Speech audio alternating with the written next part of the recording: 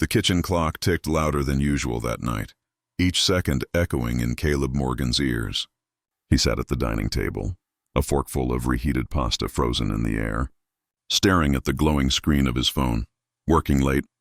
Don't wait up. The text from his wife, Lydia, looked harmless, ordinary even. But the coldness in those 6 words stung like winter wind. This wasn't the first time. Twice last week she had used the same excuse. Always late nights, always paperwork. Caleb swallowed hard and forced the pasta down, but it tasted like cardboard. He remembered when Lydia's texts used to be warm. Can't wait to see you tonight. Babe, or save dessert for me. Those days had vanished quietly, like sand slipping through fingers. The house around him was silent. Too silent. Once, he had imagined it filled with children's laughter, Lydia's voice calling from the kitchen, chaos of family life swirling around them. But Lydia had always said, "Not yet. My career first." Caleb accepted it. He always accepted things quietly. That was who he was, or at least who Lydia thought he was. His phone buzzed again. Not Lydia this time, but a notification from Instagram. Curious, he tapped it open, and his world shattered. There she was, Lydia, her auburn hair falling over her shoulders, head tilted back in laughter. She wasn't alone. On her lap sat Jason Miller, one of her colleagues. Jason's arm wrapped tightly around her waist, his lips close to her ear. Lydia didn't look uncomfortable. She looked alive, happy, free. The caption under the story read, "Wild night with the best people." Caleb zoomed in on the image until his vision blurred. He could almost hear her voice in his memory. Working late, don't wait up. His hand trembled, but he didn't throw the phone. He didn't scream. He didn't storm into that club. Instead, he pressed screenshot and saved the photo. Then he set the phone down carefully, almost ceremonially, as if it were evidence in a trial, because that's exactly what it was. For the next hour, Caleb sat in silence, staring at the empty chair across from him where Lydia should have been. Betrayal freezes time, pinning a man between disbelief and fury. But Caleb wasn't the kind of man who erupted in flames. Rage burns fast. Caleb wanted something colder, sharper. He wanted consequences. When Lydia slipped into the house at dawn, the perfume of alcohol and cheap cologne clung to her blouse. Caleb was sitting at the kitchen table, coffee steaming in his hands. She leaned down and kissed his cheek casually, like nothing was wrong. "Morning, babe." God, what a night. So much paperwork. Caleb smiled faintly. "Paperwork, huh?" She didn't notice the quiet edge in his tone. She was already humming, making toast, pouring coffee. She played the perfect wife with practiced ease. Inside, Caleb's chest felt like stone.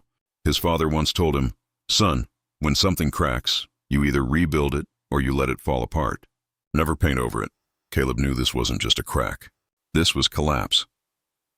When Lydia left for work later that morning, heels clicking across the driveway, she believed she was still in control. She thought her mask was intact. But Caleb had already begun his plan. He wasn't going to yell. He wasn't going to beg. He wasn't going to warn her. He was going to let her dig her own grave, then close it himself. By mid-morning, Caleb walked into the gleaming offices of Whitmore Associates, one of Austin's most respected law firms. He was greeted not as a client, but as someone they already knew mattered, Daniel Whitmore. The senior partner, a man with salt and pepper hair and razor-sharp eyes, leaned back in his leather chair as Caleb slid his phone across the desk. Daniel tapped the screen. The nightclub photo lit up. Lydia laughing, Jason Miller's hand bowled around her waist, Daniel's lips pressed into a thin line. "That your wife?" Caleb's voice was calm.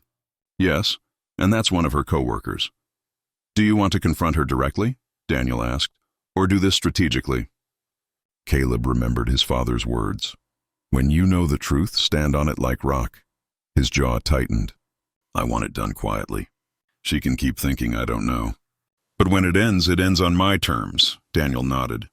"We'll begin drafting. Divorce proceedings, asset protection, even company considerations. She won't see it coming." Caleb's eyes burned with something colder than anger. "And I don't want just divorce. I want her to feel it. Her and him." For the first time, Daniel studied him closely. "You're the majority shareholder of Morgan Construction. That gives you leverage." "Exactly," Caleb said. "Let's use it." That evening, when Lydia returned home, she carried a bottle of wine and kissed Caleb sweetly. playing the devoted wife.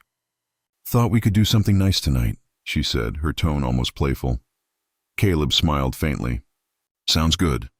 They ate by candlelight, Lydia chatting about deadlines and office gossip.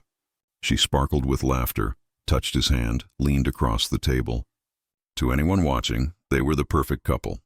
But Caleb wasn't listening. He was already 2 steps ahead. The divorce papers, the boardroom trap, the moment she would realize who he really was. Because Lydia had no idea. She thought Caleb was just a mid-level supervisor, dependable but unremarkable. She didn't know he was the man who had built the empire she worked for. She didn't know that every paycheck she received bore his family name, and she didn't know that he was already arranging her downfall.